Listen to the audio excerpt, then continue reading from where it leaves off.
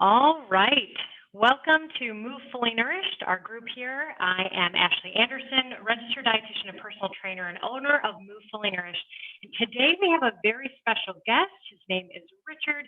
He is a master gardener, horticulture educator, host of Green Side Up podcast, and author of Over the Garden Fence blog.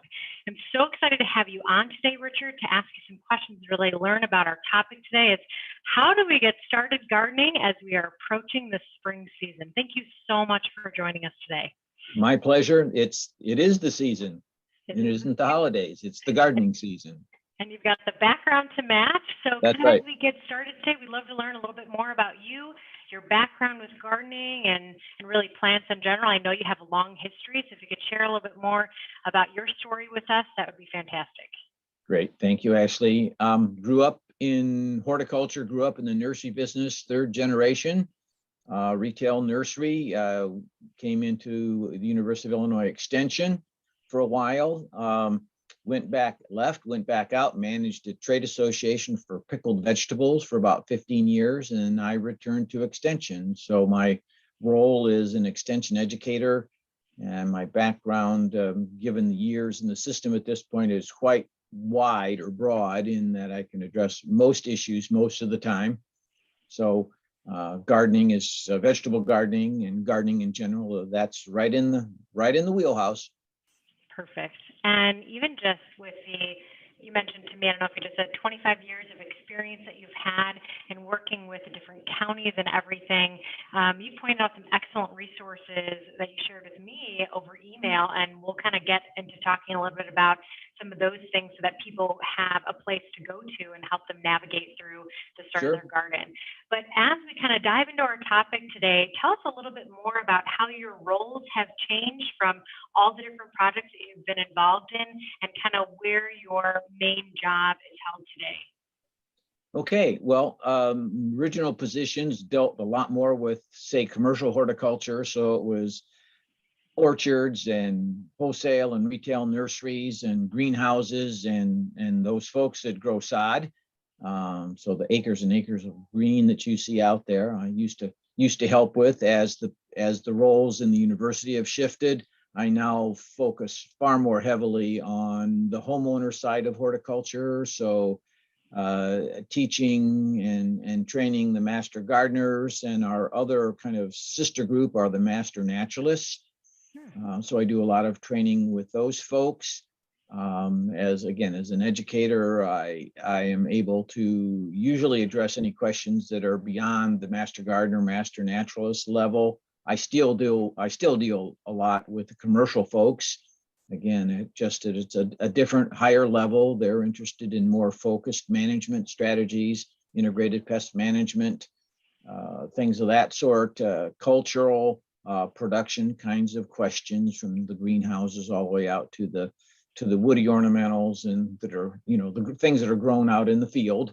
So that's been that range, but master gardeners has been a strong focus in the past several years. Wow. So it's safe to say we have come to the right source, and we are definitely going to learn a lot from you today. So our main questions, and a lot of the questions that I received from our clients in our group, was how do we even get started? How do we get started with a garden? What are some of the benefits of gardening at home? And even just like taking those first initial steps. Well, first off, the pandemic has changed how we think about food. The ways we've been able to shop, we can't or haven't been able to go to the store and say, pick our freshest vegetables off the rack and bring them home. We rely on somebody else to do the shopping for us. And we get home and find out that we wanted asparagus, but what we got were these little tiny pencil-y thin things that really didn't make the meal as a side dish. So a lot of folks have turned to growing their own garden.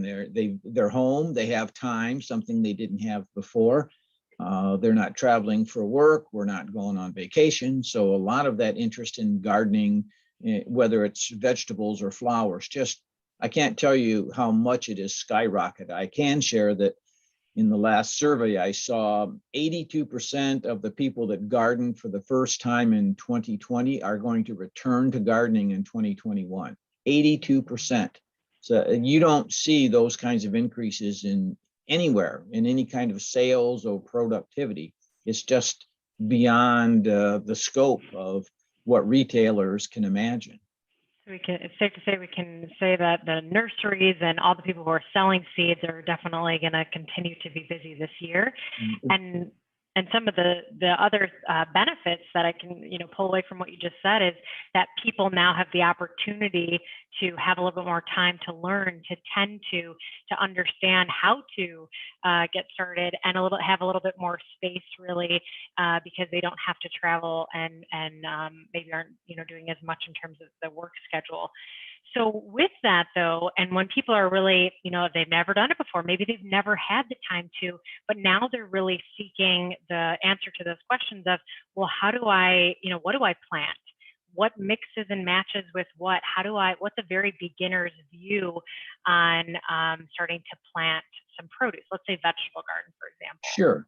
Well, first off, it was kind of generational. Grandparents gardened heavily, and then their children grew up with disposable income, many, many more grocery stores around, and they got away from that. And now this next generation coming along is turned around and says, hey, I missed this, I lost out.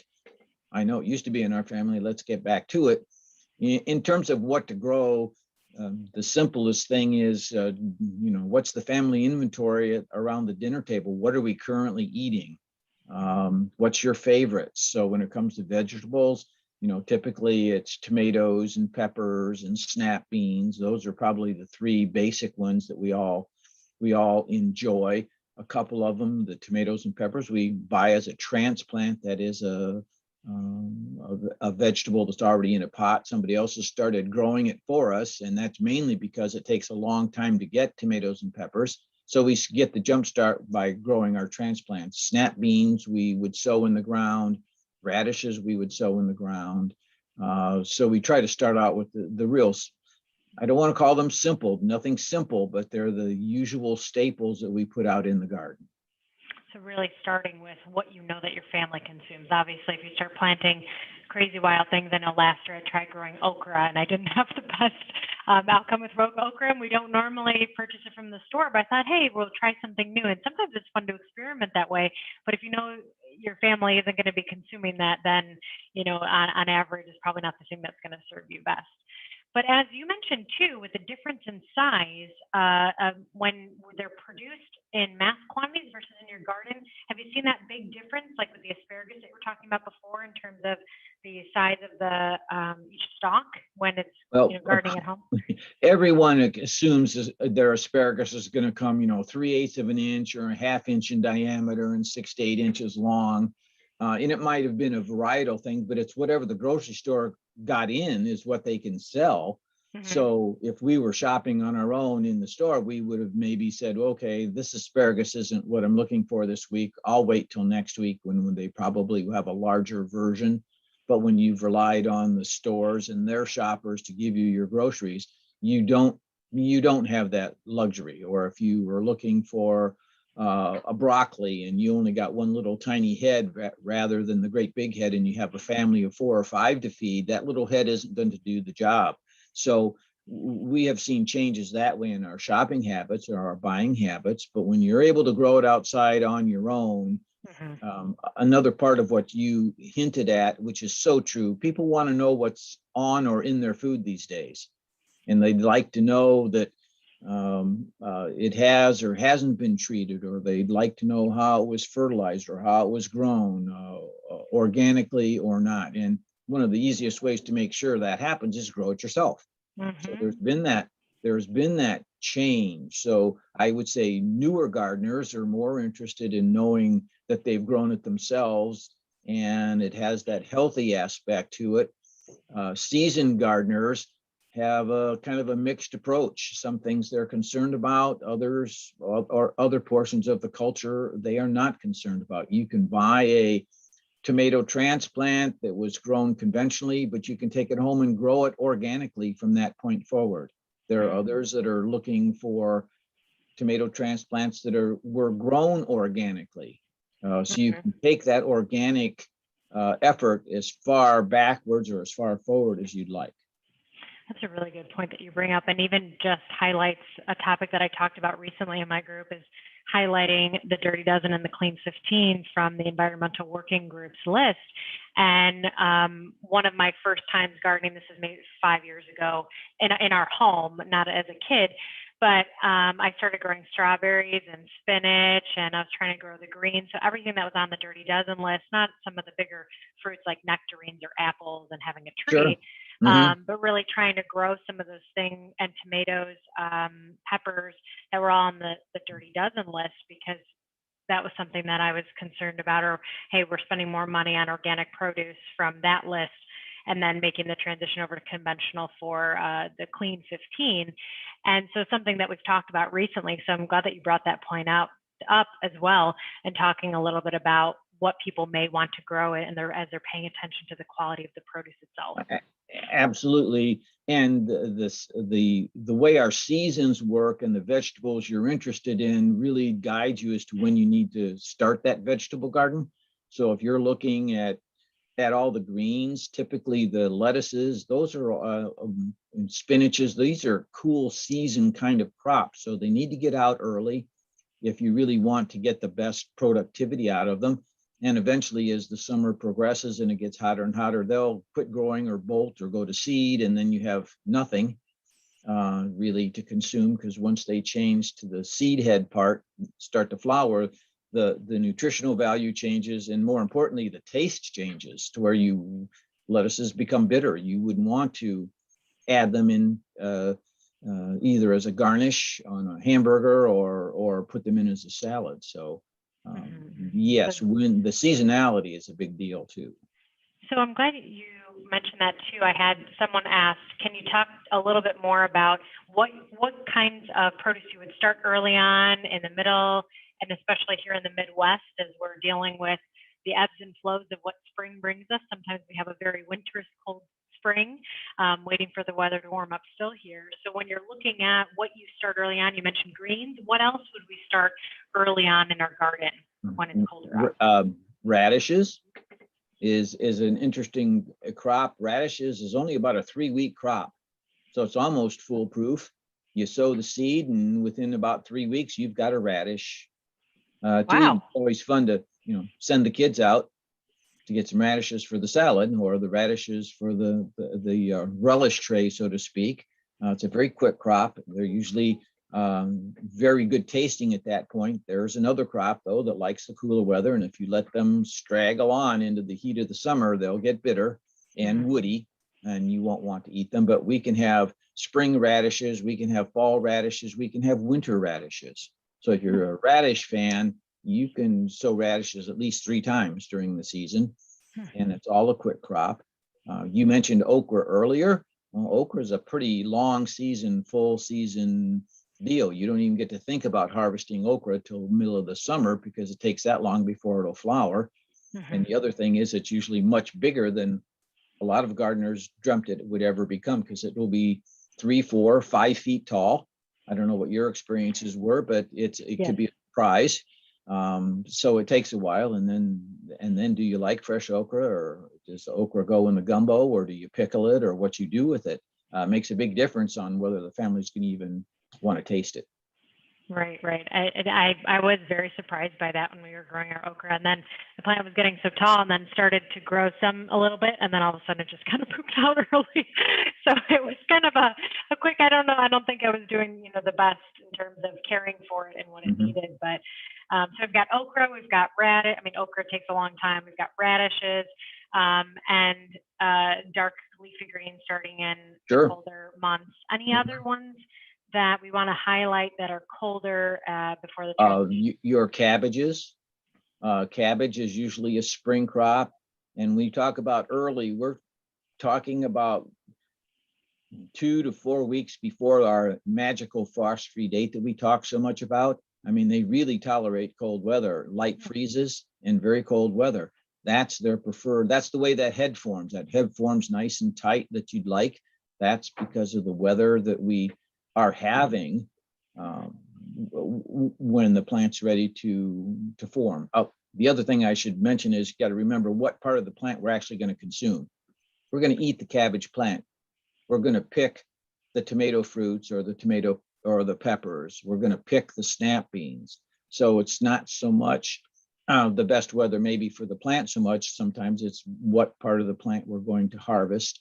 And if you do a little genealogy on our plants, we find out that things like tomatoes and peppers, they're warmer, they're from more temperate climates. They like the warm weather. All our vine crops like the warm weather. So putting them out early, very discouraging for the result. So the seasonality, we've got very early spring, we've got early summer, and then like I'll call it late summer things that we can plant, the really warm loving vegetables. So gardening isn't a one and done deal. You should think about having to plant your garden several times during the season. So, and then transitioning, so we've got those colder, and then as we start to get into, actual spring weather, what will be the next round? So if you've already got your radishes grown, you already did your greens, and then the next batch of you can start thinking about again, snap beans or the beans in general, and whether we want fresh beans for the table or we want to wait closer to the end of the summer and do a dry bean. So there are choices within every group. There's choices. You've got early tomatoes, main season tomatoes, and late tomatoes. You've got fresh eating tomatoes. You've got tomatoes to making paste or to can. It really depends upon where you're headed. And I know this is programs, trying to focus on not first-time gardeners, but gardeners with less years under their belt than others. Again, do the basic ones to start. People get the snap beans, and just because the envelope says this, you can plant a 30-foot row. You don't plant a 30-foot row of snap beans, because when they're all ready, what do you do with 30 feet of snap beans? You find out who your good neighbors are very, very quickly. So you're better off to do that staggered planting, a 10-foot row, you wait 10 days, another 10-foot row, when you wait again, another 10-foot row. And then you've got snap beans that a family of four can actually consume and eat. Rather very smart. That's such a good tip. Last year, I bought 4 they were all different types of tomato plants, but one was beef tomato, one was like the heirloom tomatoes, the cherry tomatoes, and another one. And oh my goodness, I was bringing bowls around to all my neighbors, because I'm like, there's no way we can consume or can or be able to save and eat enough of these tomatoes. So that's an excellent tip. It's about planning and understanding what you might get out of it. So a family of 4 to 6 probably only ought to have 1 cherry tomato plant and 1 main season tomato, because after that you get way more product than you can deal with. And then you're eating it fresher consistently, and it works out. And plus you have more room in your garden for other vegetables then too. So this is now as we're transitioning into warmer weather. So tomatoes, peppers, those would be more summer. They like hot weather. They like a lot of sun.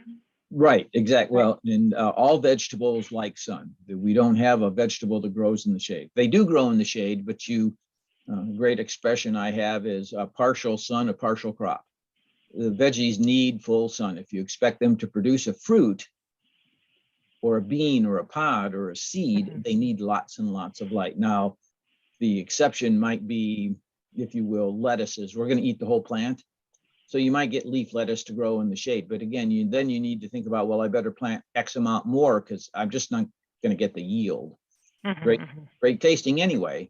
It'd be tender and all that, but it's just not going to be as vigorous. So there are certainly a bit of exceptions to the rule, but then you have to accommodate the fact that yields might be lower or take longer to get. Something growing in the shade, you're not going to get the pepper, you're not going to get the tomato before the end of August, which is not the plan. And since we're on this topic of talking about sun, in terms of watering, this is something I always talk to my husband about, even when we started our first garden. I'm like, okay, well, do we water this every day? Do we water every other day? And he was, of the mindset of, okay, we got to look to see if the soil. He's a crop guy himself, and works in agronomy. But I still feel like there's questions surrounding that. So when you're looking at your garden, you're trying to teach someone when to water it. What would be your advice in looking at that? Most often we make the mistake of underwatering or overwatering. It's hard to hit the middle of the road, but in theory, we want to put about an inch to an inch and a half of water every 7 to 10 days.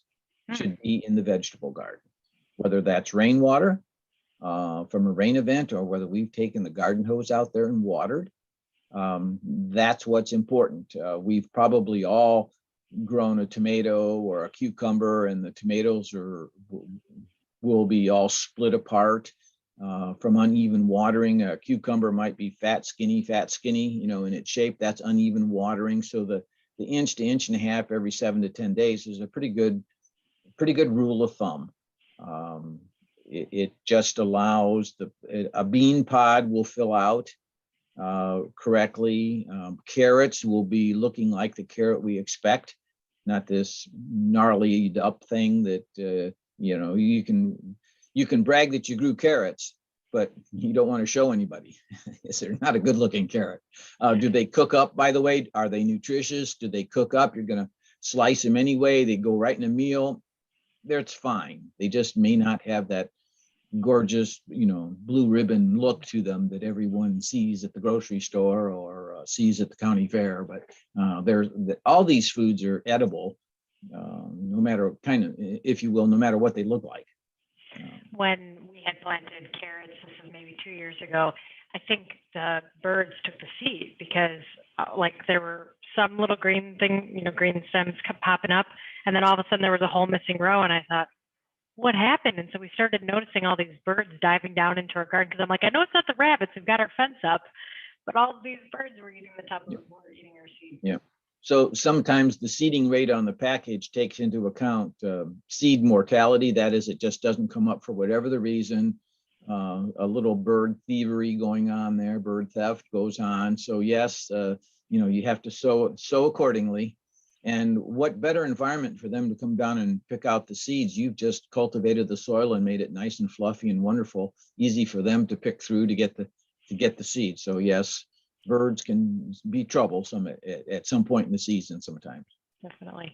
So looking at that, I can see where it would be easy to determine, going back to the watering, an inch of water or 2 inches of water when it comes to rainwater. When you're standing out there with your hose and people are trying to say, well, gosh, how much do I know? How much is an inch?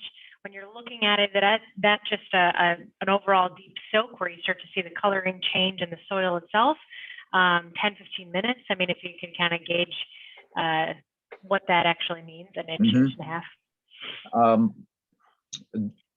Putting if you say you're going to use a sprinkler, and we should actually address that a little bit, but water is not readily absorbed when it first hits the soil. So you get a color change, but did it really soak in deep enough? So usually, just my experience, I'll go through the garden twice, maybe 3 times with a watering wand to water. If it's been really hot and dry, you need to stay out there longer. If it's a normal kind of weather that we're having in the 70s and we've had some showers, maybe just wetting the soil throughout the garden and then coming back and wetting it one more time is enough to get enough moisture down. 3 times maybe if we're having a drouthy period of weather. The key or the secret here in terms of, and it's not really a secret, what we need to do is water the soil and not the plant. Get the water down on the soil, keep it off the foliages. This is how we spread diseases, is leaving the foliage wet, especially at night. Fungal diseases only take a matter of hours to go from a spore to an infection on the leaf. So it really means keeping the foliage dry. So using a mulch to absorb and retain some of the moisture, but the hose itself ought to be pointed at the soil, not the plant. Great tip. I'm so glad you just said that, because I always feel like, oh, the plants just must be hot and they just need a nice cool shower. They want to cool down. So now I know they're probably like, this is why the bugs are eating all my leaves. They will, plants stay cool by transpiration. That is, they're giving off moisture as a cooling. Hmm. So they need to replenish that water, and that water comes from the soil. So watering the soil is really the plants deal with it pretty well on their own. You might come home at 4 p.m. and see the tomato plant or some other vegetable in your garden looking a little wilted. Well, that's just because they haven't kept up. But by the next morning, they're right back looking happy and chipper. But to be in that state, they need the soil moisture. So water the soil, not the plants. And if you're starting a sprinkler in the early morning, you certainly want to stop watering overhead, say by noon for sure, so that you have several hours for the foliage just to dry off. So how do you know you've put take a tin can, the traditional piece of equipment's been a tuna can, which is about an inch tall. And when the tuna can's full, you've put on an inch of water. Ah. So, and that, from that point, then you know, well, that took 2 hours. So then you can put the tuna can away and just know that you can go and turn the garden hose on for a couple hours and put it on a timer, whatever you need. And then you've watered the garden. If you're going to sprinkle, though, really early in the morning, so it's dry as soon as possible after you're done. Oh, fantastic. I love that tip. That's awesome. I never even would have thought to do something like that. It's great to see it visually for people who are like, I have no idea how much I'm watering. Right. And now as I'm hearing you, I think I've underwatered quite a bit over the years and thinking about how long it would take to fill up a tuna can, over the course of the span of the garden.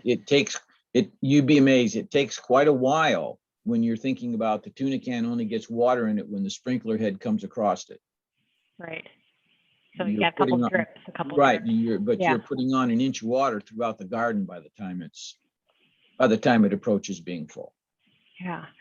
So another question that we got was about compost and looking at the quality of the soil in your home, as opposed to, when everybody's wondering, how do I know if my soil is nutrient dense? Do I need to add a fertilizer? So, and then the other question was, how do I start my compost? Maybe we can first start to talk about the nutrients in the soil and transition into compost as Absolutely. we progress. Okay, so older homes, more established neighborhoods, the soil's probably in pretty good shape because it's been there for years. It's had its time to naturally condition.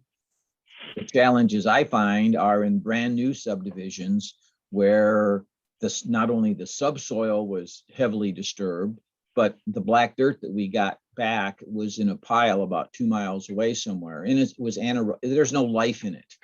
And so while it's black dirt and you would expect things to grow, they don't grow very well. We see this with even lawns, for example, but for the veggies and shrubs and things, yes, the same problem exists. So it's always good to add organic matter, even especially in a brand new subdivision, but organic matter is just decomposed plant parts. In that those decomposed parts contain over 16 nutrients that are vital for the plant's growth. Some of them are major and we know about them, like nitrogen and phosphorus and potassium, and those are the 3 biggies that we see on the fertilizer bags. And we recognize and don't kind of acknowledge so often, we need water and we need oxygen and then carbon, and carbon comes out of the compost again, as it's part of the plant part. And then, like I said, there's another 14 or 15 micronutrients that the plant needs in tiny amounts, just like us, as we might take a supplement or we're told to eat more spinach for more iron, or we need more protein, so we need to eat meat or a protein that comes out of a bean.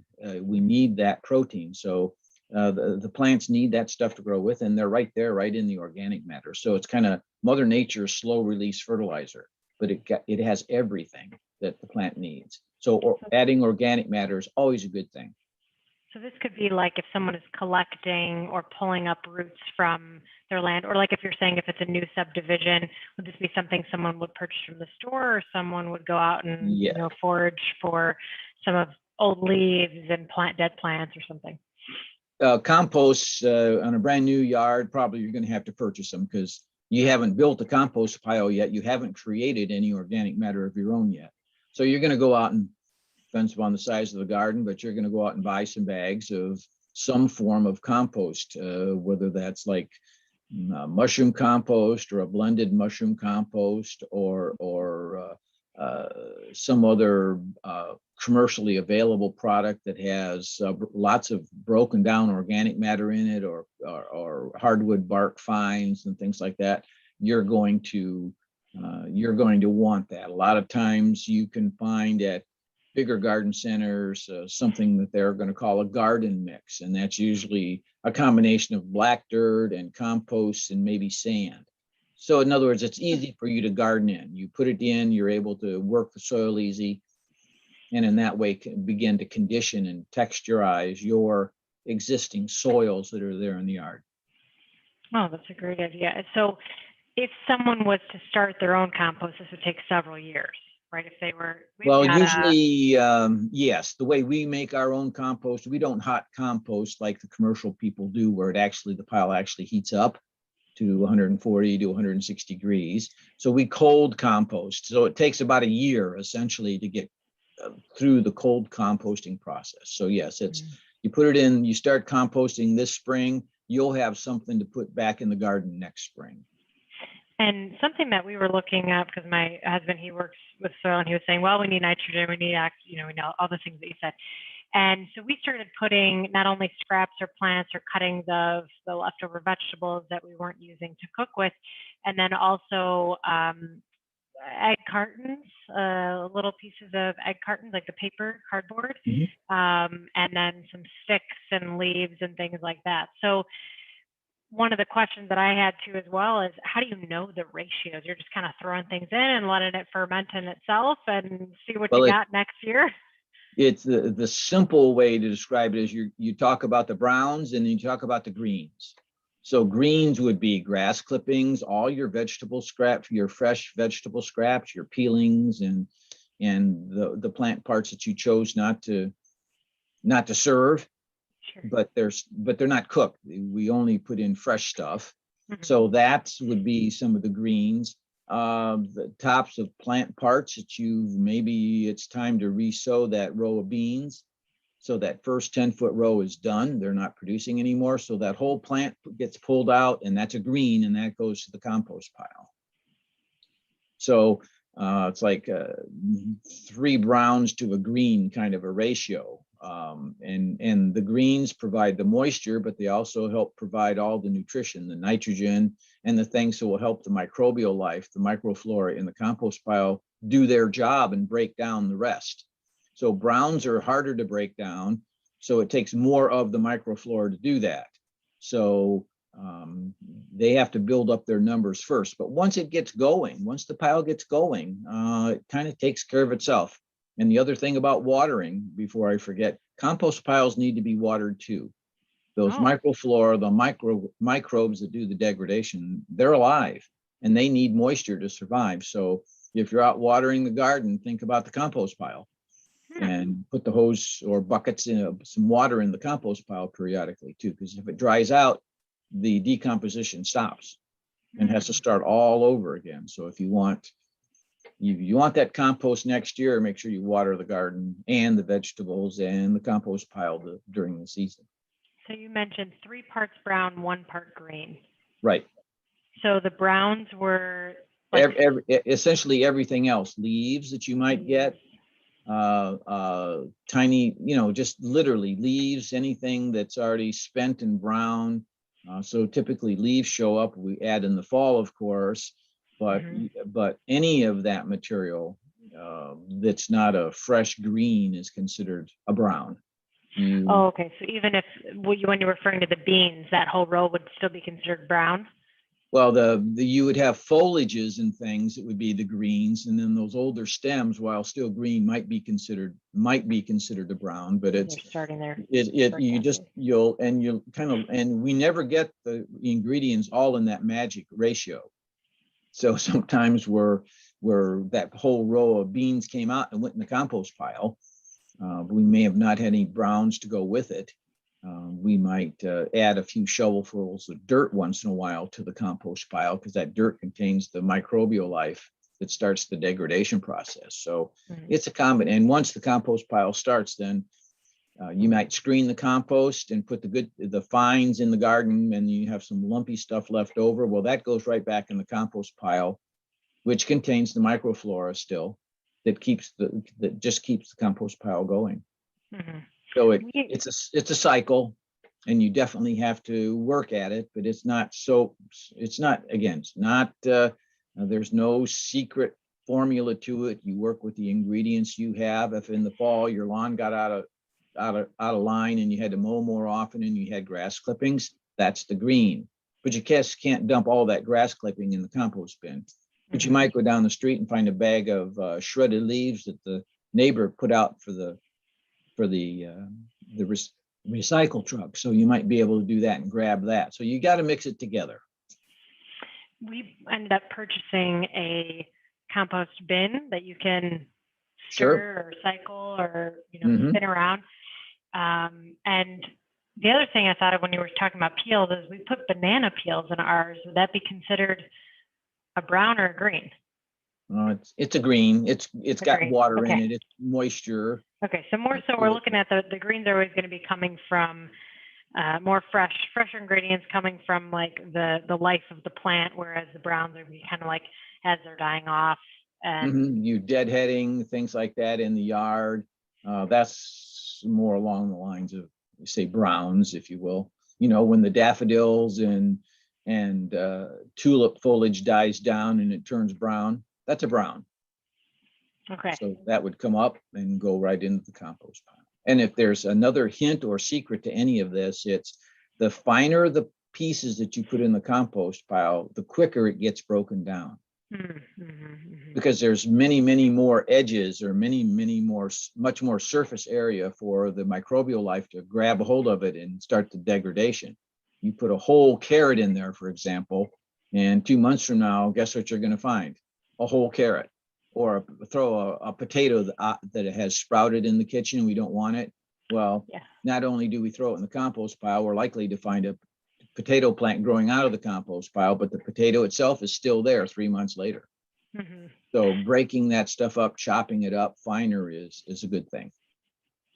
I'm smiling because recently my husband, there was a potato and it went sour, it started sprouting its little roots, and he goes, "Oh, we'll keep it, maybe we'll grow it." I'm like, "No, we're going to get rid of that one. We'll put that one in the compost. Right. We'll watch it grow in there." Right. But the other thing that I was going to ask you about, if someone is, let's say, okay, they've set up their garden, they're still looking to try to see if their plants could use a little bit more help, is there a natural fertilizer or something that they could add to later on in the stages, or as they're mixing, as one plant has gone through its life cycle and you're planting another thing, but you really want to, again, reintroduce or enrich the soil again with new nutrients because you just had plants there before? Sure. There's compost is a natural fertilizer. There's lots of organic materials available at retail stores, labeled organic and certified as organic, that work quite well. Organic fertilizers, let's just talk about nitrogen, phosphorus, and potassium for a moment. Those are the three biggies. Those are the ones that the plant needs the most of. So the bags of, say, a synthetic product might say 12-12-12 or 10-6-4 or 10-10-10. Organic fertilizers are usually just a single digit. They're a 3-4-3 or a 3-4-2. So that's another way a gardener can tell whether they're buying an organic product, even without reading the label. But single digit ingredients, single digit analyses are usually organic. Anything over 10, anything probably over 7 or 8 might be synthetic. So that tells us whether we, whether we want to be organic or not. But the composts are organic, black dirt's organic, but there are many different companies that produce organic fertilizers for the yard and specifically for the vegetable garden. Well, that is good news, because then you know what you're going, when you're buying into and what you're going to be putting on your garden. Now, I know we could go on for hours because there's so much to ask you, but the last question I really wanted to ask is, all of your years of experience, what would be your biggest highlights, biggest takeaways, or things where you're like, people aren't talking enough about this and people should know about it when it comes to gardening? I would say people get put off from gardening because they think it's this difficult thing. It's simple. As a new homeowner, you probably own a leaf rake or a yard rake or a shovel. That's what you need to get started. Couple screwdrivers and a little string between, and you don't need a fancy tool to make the furrow in the soil. You take maybe the hoe or the rake and you turn it upside down and you use the head of the handle and drag it through the soil and you've got a furrow. It's just it doesn't take that much. The other thing I kind of want to share is, plants don't need to grow in rows. We think they do, but they don't care. So if you've got a spot in an existing flower bed somewhere and want to put in a tomato or 3 pepper plants, do it. You want to put in snap beans in there. You want to grow Swiss chard that has bright red or orange or purple foliage. How neat is that in with your flower bed? So you don't have to be you don't have to be a rigid gardener. You don't have to grow it in rows. Again, the plants don't care, but I think the big deal is just start. It doesn't take much. And you've spent $1.79 for a package of seeds. And what if we're not successful? It's only $1.79. It's not $179. And you then go to the farmer market and buy organic or inorganic product. It's okay. You learn from your oopses. And I think we all have to start there. So it's very simple to start the gardening. So start with a tomato plant, start with a pepper plant. Excellent. I love it. Well, thank you so much. And if people are looking for more information, we know that at the U of I Extension, there is a resource for you to use if you want to get in touch with a master gardener, if you want to learn a little bit more about what Richard is talking about today, and then to really ask those one-on-one questions, feel free to comment in this video if you have any other questions, and I'll forward them maybe on over to Richard. Sure. And then we can get some feedback in here. And if we can, I'll put up some of the resources that you shared with me via email, and so people can see where else they can look to really gather some of the information before they get started. But I love the tip of just get to it, just get started, take that first step.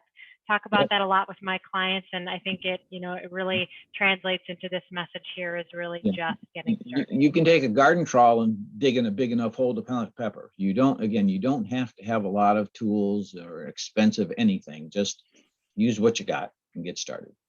Perfect. Well, thank you so much for your time today. Really, really appreciate it. And, we hope to talk to you soon. And like I said, I'll put those questions on and hope the rest of your day is fantastic. Yep. And same to you and your listeners. Talk to you soon. Thank you so much. All right. Bye-bye. Richard.